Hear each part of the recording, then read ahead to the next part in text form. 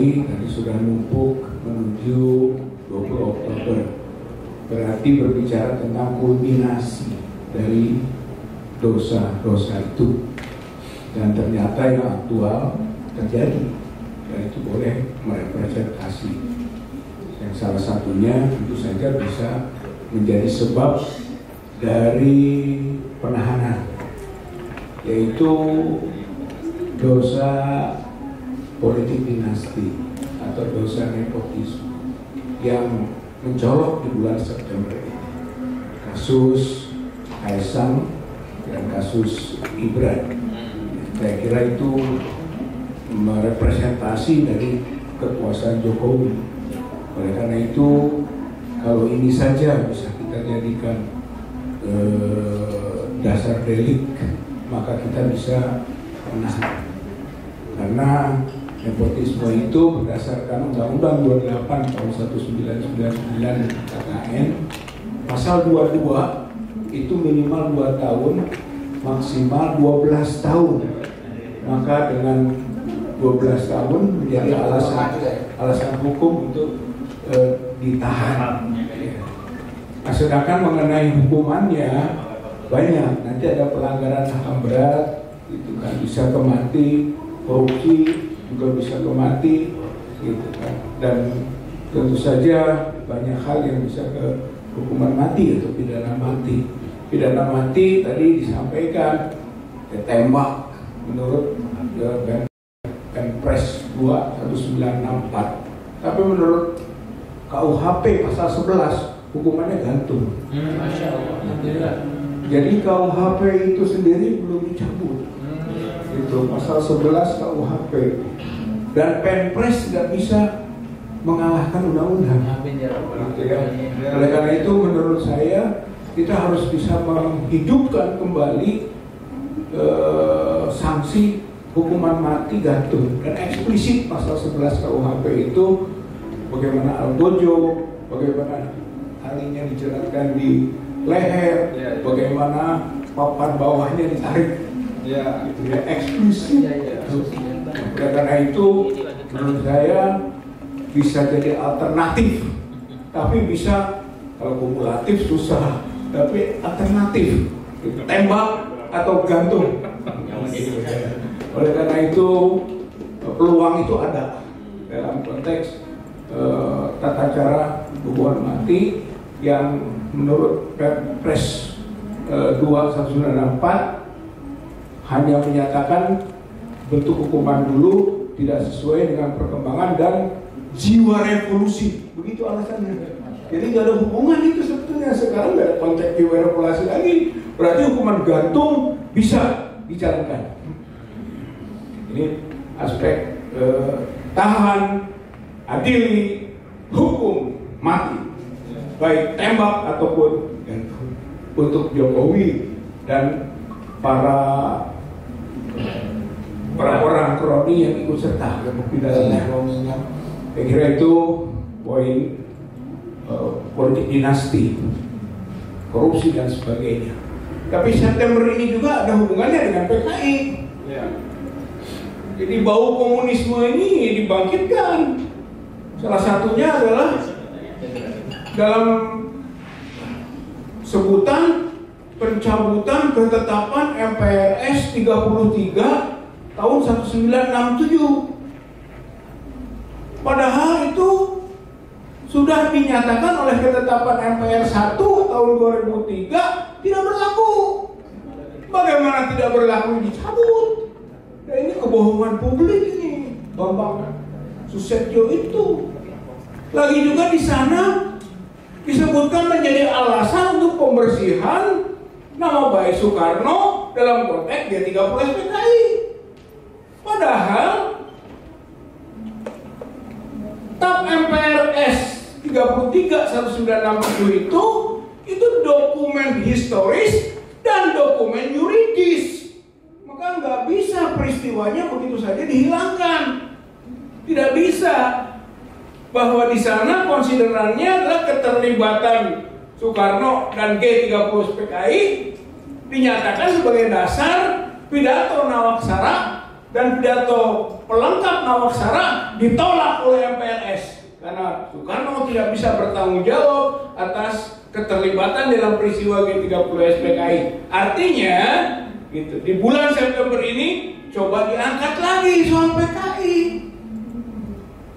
Maka ada dua dosa politik terkulminasi. Satu politik dinasti, kedua G30S PKI. Karena yang pertama masuk itu dari Kementerian Hukum HAM.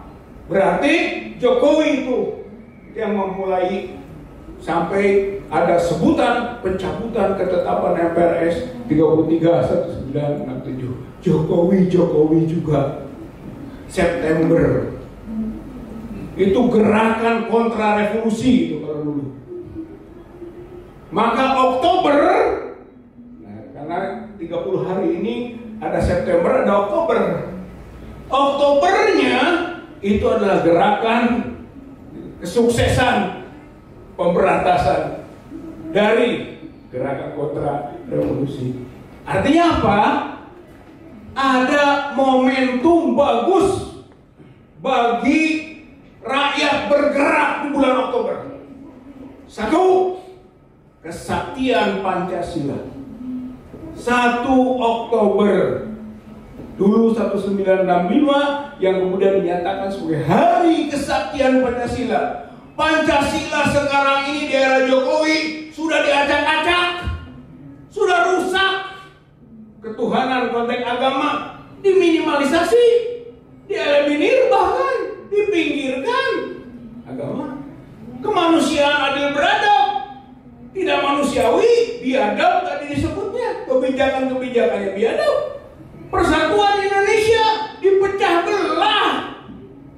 Masyarakat bangsa Indonesia ini, kerakyatan yang dipimpin oleh makhluk bijaksana perusahaan perwakilan. Mana demokrasi yang ada oligarki, tirani, dinasti, atau monarki? Artinya telah diinjak-injak azas demokrasi. Dan yang kelima, keadilan sosial bagi seluruh rakyat Indonesia. Yang ada keadilan sosial bagi pejabat, konglomerat, ataupun mereka yang menjadi penguasa-penguasa ekonomi yang menjajah bangsa dan rakyat Indonesia. Garuda dikalahkan oleh naga. Artinya rakyat Garuda dijajah oleh 9, 10, 11 naga. Cina menjajah bangsa Indonesia. Oleh karena itu 1 Oktober kesaktian Pancasila ini momen strategis rakyat untuk mulai memperingatinya dan kembali menjawab peristiwa September kelabu, dikulminasi kekuasaan Jokowi. 5 Oktober ini hari TNI. TNI awalnya BKR 22 Agustus 1945, Badan Keamanan Rakyat.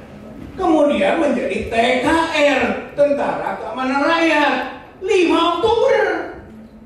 Jadi kalau mau kembali memperingati 5 Oktober hari TNI, ingat bahwa TNI itu adalah pengaman rakyat. Badan Keamanan Rakyat, Tentara Keamanan Rakyat. Jadi bukan pengaman pejabat, pengaman konglomerat, atau pengaman elit, tapi pengaman rakyat. TNI itu sesuai dengan jati dirinya bahwa TNI adalah tentara rakyat. 5 Oktober, momen bersama-sama TNI rakyat untuk mengembalikan lagi kedaulatannya. 10 Oktober itu Hari Internasional tentang Kesehatan Mental.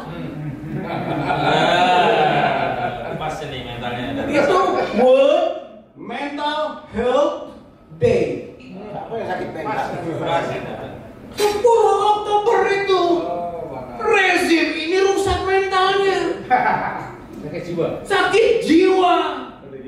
Oleh karena itu tanggal 10 mari kita ramai-ramai peringati perayaan Hari internasional kesehatan mental.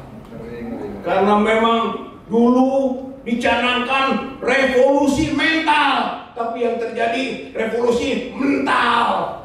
Betul. Sekarang kita harus tegakkan lagi revolusi mental ini.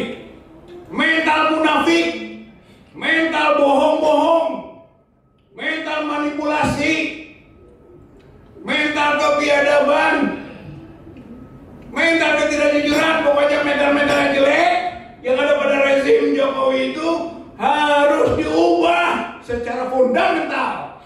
Itu namanya revolusi mental. Tanggal 10 Oktober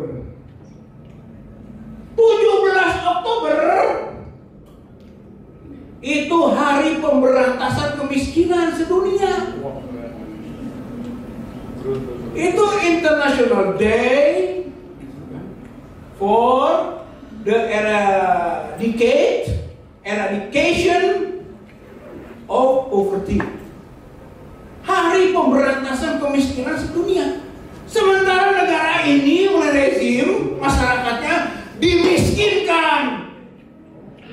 Saatnya kita bersama dengan kaum miskin untuk bergerak mengambil haknya untuk mensejahterakan, dan jangan sampai pemilik modal yang menguasai dan memiskinkan terus-menerus rakyat dan bangsa Indonesia. Tanggal 17 Oktober. Jadi sebelum 20 Oktober sebenarnya jika masif, terstruktur, sistematik, rakyat ini ingin mengembalikan lagi kedaulatannya, insya Allah bisa. Dan Jokowi beserta kroninya harus turun lengser sebelum 20 Oktober. Insya Allah bisa. Ini adalah upaya maksimum kita. Andai lolos 20, maka disitulah harapan kita. Tentu saja andai lolos, yaitu dimulai dengan tadi tangkap, adili, dan hukum mati Jokowi. Kalau lolos, syukur-syukur tidak. Insya Allah sepanjang kita berjuang keras dan bertawakal kepada Allah dan yakin bahwa Qulillahumma malikal mulk tu'til mulka man tasya wa tanzi'ul mulka mimman tasya wa tu'izzu man tasya wa tudhillu man tasya biadikal khair innaka ala kulli syai'in qadir. Jokowi yang asalnya dimuliakan, Jokowi yang dipuji-puji, maka besok Jokowi akan dihinakan, Jokowi akan direndahkan, karena Jokowi akan berada di sel sebagai tahap awal dan akan mendapatkan hukuman maksimal, hukuman mati atas kejahatannya selama 10 tahun telah menindas rakyat bangsa Indonesia. Nasrul minallah wa fathun qarib wa basyiril mu'minin. Wassalamualaikum warahmatullahi wabarakatuh. Takbir.